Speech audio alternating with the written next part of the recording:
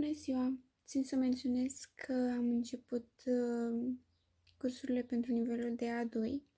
Momentan am terminat prima jumătate și anume A2-1 și aș vrea să termin tot nivelul și aș vrea acum să continui și cu A2-2.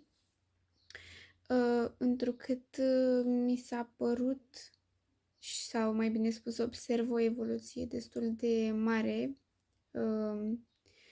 la nivelul meu de limba franceză de când am început cursurile.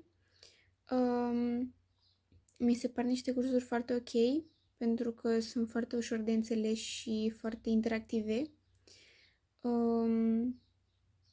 Și